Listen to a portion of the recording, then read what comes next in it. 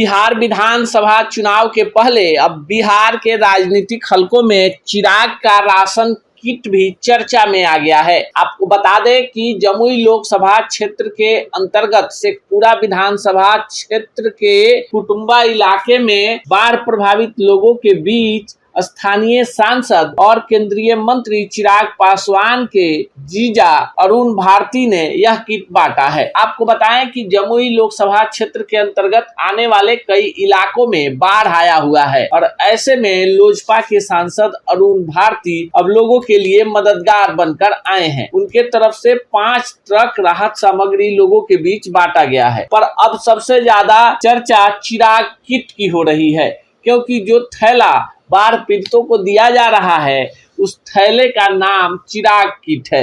अब देखिए, चुनाव का वक्त है, तमाम पॉलिटिकल पार्टियां किसी भी कीमत पर अपने नेता, नीति और अपनी पार्टी के प्रचार प्रसार से पीछे हटने को तैयार नहीं है। बिहार में लोजपा रामविलास एनडीए का हिस्सा है और चिराग पासवान ने भाजपा और जदयू की नींद उड़ा रखी है। कभी चिराग अकेले चुनाव लड़ने की बात करते हैं तो कभी उनके जीजा अरुण भारती 243 सीटों की ताल ठोकने की घोषणा तक कर देते हैं।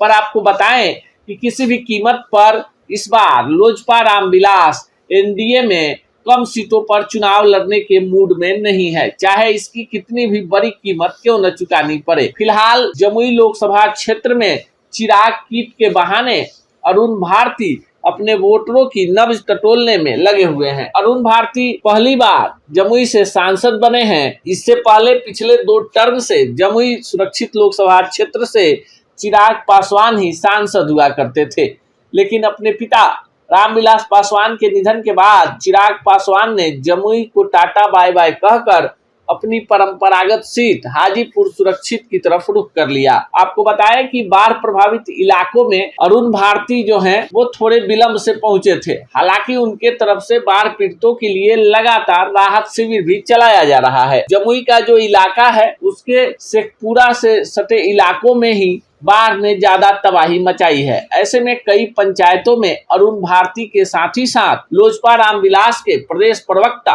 रंजन कुमार सिंह तथा पार्टी के वरीय पदाधिकारी भी बाढ़ राहत सामग्री बांटते नजर आए। बाढ़ राहत सामग्री के बहाने लोजपा रामविलास जमुई के वोटरों को यह दिलासा दिलाने में लगा है कि उनके हर सुख दुख में पार्टी, नेता और प्रतिनिधि तीनों एक पैर पर खड़े हैं।